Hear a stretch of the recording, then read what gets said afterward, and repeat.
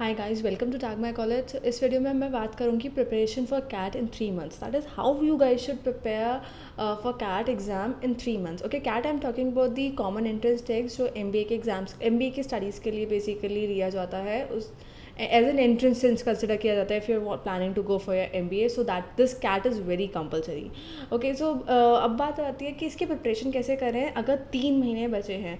वैसे तो इसकी प्रिपरेशन में सिर्फ 3 महीने काफ़ी नहीं होते, but I am just telling you कि how to go with it when you are left only with 3 months। So इस वीडियो में बेसिकली आई कवर कि 3 months में कैट की प्रिपरेशन कैसे करें। सो सबसे पहली चीज़ जो आपको ध्यान रखनी है वो है keep practicing. That is you just keep practicing lot of question. See एक बार चीज़ें अगर एक बार आंसर सही आ जाए या किसी भी टॉपिक के सही आंसर्स आ जाए और आपको लगे कि वो टॉपिक आपको आ गया, guys don't stop it over there. ठीक है, don't stop practising once you get it right कि हाँ ठीक है अब तो आंसर्स आ रहे हैं, 3-4 क्वेश्चन निकल के आंसर्स निकल आए, सो इट्स बेटर कि I should skip this topic. No guys, don't do that. Keep practising until you can't get it wrong any more. कि जब तक बिल्कुल गलत आ नहीं जाता या बिल्कुल ही ज़्यादा आपका कहीं पर अटक नहीं जाते, आपको लगता रहता है कि कहीं भी आपको मतलब कोई प्रॉब्लमेटिक चीज़ें नहीं आती, तो just keep practicing. See approach, just apply this approach in all the sections and या work on the harder sections. जिन सेक्शंस में आपको लगता है कि बहुत जो टफ क्वेश्चन है, सी वर्बल का सेक्शन जो होता है ना वो बहुत थोड़ा टफ होता है क्योंकि उसमें स्कोर करना कहीं ना कहीं थोड़ा हार्ड पड़ जाता है। बाकी सेक्शंस में आप कहीं ना कहीं स्कोर कर जाते हो। So keep practising on that, keep practising on harder question. हाँ, अब ये भी नहीं कि अगर आपको लगता है कि हार्डर क्वेश्चंस, हार्डर सेक्शंस को प्रैक्टिस करते करते जो मेरे फेवरेट सेक्शंस हैं या जिन पे मेरा कमांड अच्छा है या अच्छे वाले हैं जिनको मैं बहुत अच्छे से कर सकता हूँ, ईजी वंस, ठीक है, उन सेक्शंस को मैं छोड़ दूँ, ऐसा भी मत करना। उन सेक्शंस को भी करते रहना रिलेंटली कि आपको कि वो आते हैं, that is fine, well good, but don't skip that practice. Okay, and second चीज़ जो आती है वो होती है analyse your mock CAT result. See जब आप ये प्रैक्टिस कर रहे होगे तो डेफिनेटली क्वेश्चंस भी सॉल्व कर रहे होगे एंड सिमिलरली कैट के जो मॉक टेस्ट हैं वो भी सॉल्व कर रहे होगे। कुछ मॉक टेस्ट हमारी वेबसाइट पे भी अवेलेबल है, so I share the link in your video as well, so आप उन पे भी जा सकते हो मॉक टेस्ट के लिए। So you just analyse those mock test result whether they are wrong and right. अगर गलत हैं, अगर कहीं पर आपको लगता है कि हाँ ठीक है कैट के जो मॉक टेस्ट आप कर रहे हो कैट के लिए वहीं पर किसी क्वेश्चन में गलत आंसर्स आ रहे हैं या आपको कुछ कहीं अटक रहे हो, ठीक है, तो एनालाइज दोज दैट कि आप कहाँ पर किस पॉइंट पे अटक रहे हो, क्या आपका वीक पॉइंट पड़ रहा है, कौन सा फॉर्मूला आप भूल रहे हो, प्लस अगर आंसर्स गलत हुए हैं तो वो किस वजह से हुए हैं। ठीक है, और जितने ज़्यादा मॉक टेस्ट पे अपेयर कर सकते हो उतना ज़्यादा करो, because in this way you will become familiar with the CAT exam pattern. Best ये है कि अपना टाइम टेबल बना लो कि अपना मतलब आप डेली की डेली सेक्शनल टेस्ट करो। सबसे पहले स्टार्टिंग जो है वो सेक्शनल टेस्ट से करो, मतलब सेक्शनल टेस्ट भी करो और अपने मॉक टेस्ट भी करते रहो। तो 1 या 2 सेक्शनल टेस्ट तो आप डेली की डेली करो ही करो, और करीबन लास्ट 45 डेज़ में ना 15-20 मॉक टेस्ट डेली की डेली कर डालो कि हाँ ठीक है आप लगातार करते चले जाओ। एटलीस्ट 5-6 मॉक टेस्ट तो करो और 15-20 सेक्शनल टेस्ट ज़रूर करो। सो इससे क्या होगा कि आपका पूरा फ्लो बन जाएगा क्वेश्चन को सॉल्व करने का एंड मोमेंटम आ जाएगा आपका उस क्वेश्चंस को सॉल्व करने का। So basically you'll get a very good command in those sections, those questions and those formulas which are gonna apply. सो उन ट्रिक्स पे भी आपको बहुत जल्दी कमांड आ जाएगा। आप अगर एनालाइज कर रहे हो या किसी चीज़ को मतलब अगर 2+2 को 4 सोचने में आपको 2 सेकेंड लगे, तो अगर आप बहुत ज़्यादा बार करते रहोगे तो डेफिनेटली उतना ही वो 4 सेकेंड भी बहुत 0 सेकेंड्स या 1 सेकेंड्स में कन्वर्ट हो जाएगा, मिली सेकेंड्स में आ जाएगा बेसिकली। सो मेरे कहने का मतलब ये है कि जब आप प्रैक्टिस डेली करते रहोगे तो जिस ट्रिक को या जिस सोल्यूशन को करने में, मेमोराइज करने में आपको टाइम लगेगा, वहीं आपको टाइम रिड्यूस होता चला जाएगा। और ऐसा नहीं है कि सिर्फ एक अप्रोच से करो, try different approaches, because you never know exam किस तरीके से आ जाए। ठीक है, क्या अप्रोच रहे, क्या किस तरीके से अप्रोच आपकी बेस्ट रहे। ठीक है, so try different approaches while you solving these CAT exams. Next thing is like weak and strong sections का बहुत ज़्यादा टाइम रखो, मतलब बहुत ज़्यादा तुम्हें पता होना चाहिए कौन सा वीक सेक्शन है, कौन सा स्ट्रॉन्ग सेक्शन है, किस सेक्शन पे तुम्हें बहुत ज़्यादा ध्यान देना है। Better it if it is in a chart format and better if in online format does it that for you. So कौन सा फॉर्मेट आपके लिए बेस्ट रहता है एंड कौन कौन सी स्ट्रैटेजीज आप किस तरह से अप्लाई कर सकते हो. Basically these all strategies will help allow you to use time wisely and will help you build your daily plans, weekly plans, month plans, सारे के सारे ये आपको हेल्प आउट कर देंगे कि कौन किस सेक्शन पे आपको ज़्यादा ध्यान रखना है, वीकर सेक्शन पे आपको इतना ध्यान दोगे, या वीकर सेक्शन को ध्यान देते वक्त आप सब कहीं स्ट्रॉन्ग सेक्शंस को अपने वीक पे तो नहीं लेके जा रहे हो, स्ट्रॉन्ग सेक्शंस को और स्ट्रॉन्ग बनाओ. सो ये सारी चीज़ें हैं जो आपको उसी के साथ साथ जब प्रिपेयर कर रहे हो तो ये भी ध्यान रखनी पड़ेगी. फिर आता है work on decision making skills. ठीक है, CAT exam is basically it's lot about decisions you make. ठीक है, सारी चीज़ सिर्फ थ्योरेटिकली नहीं होती, सारी चीज़ सिर्फ बुकिश नहीं होती कि ठीक है वर्बल आ गया, क्वांट आ गया, लेकिन बहुत सारी चीज़ें, बहुत सारी ट्रिक्स एंड टिप्स ऐसी होती हैं जो उन डिसीजन मेकिंग स्किल्स को एनलाइटन अप करती हैं. So the questions you choose to answer and the questions you choose to leave. So you have to keep it on a mind कि आप किन किन क्वेश्चंस के लिए अपेयर कर रहे हो, क्या क्या आपके स्ट्रैटेजीज़ हैं, किस तरह से अप्रोच रख रहे हो. ठीक है, there might be some unexpected questions in exam, but don't panic guys, you'll just make it very negative. ठीक है, so if you are strong headed enough to think through it and reach the right decision, you will definitely gain the excel. So that is all I have to say in decision making skill. Apart from that, there is one thing I need to point it out guys.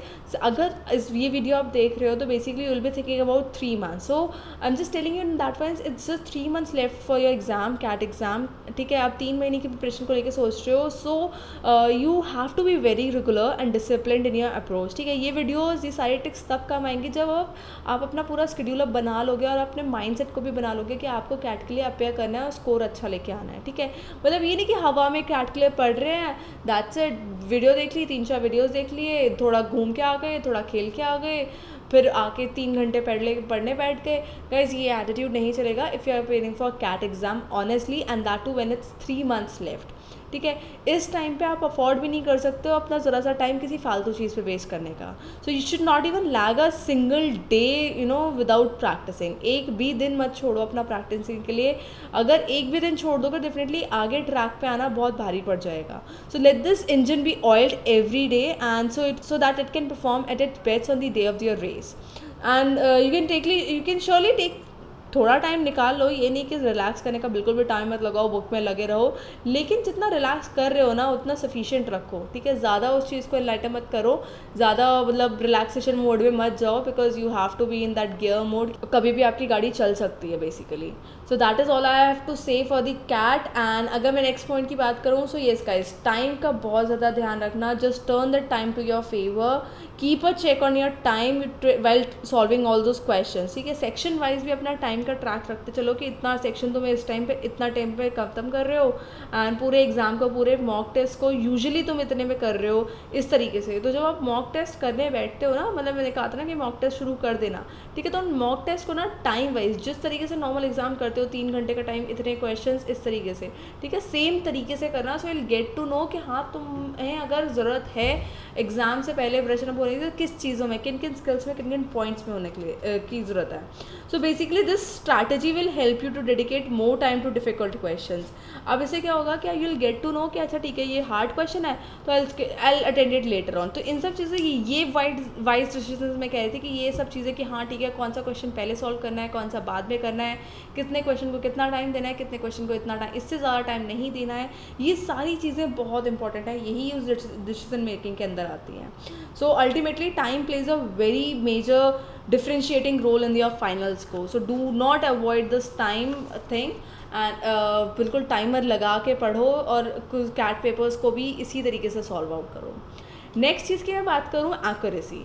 So work on this accuracy कि if the complexity of the exam is on the higher side, then normalization would benefit all those who have that better accuracy and there be minimize negative marking. See guys, तुम्हें पता है कि किस तरीके से cat की percentile का क्या फंडा रहता है. ठीक है, तो I won't cover that entire percentile thing over here, but मैं उस चीज़ को समन अप करूँगी कि अगर कॉम्प्लेक्सिटी ज़्यादा रही किसी भी एग्ज़ाम की is on the higher side, ठीक है, तो नॉर्मलाइज करने में आपकी एक्यूरेसी के वाले फैक्टर को ज़्यादा देखा जाएगा और नेगेटिव मार्किंग को अवॉइड किया जाएगा.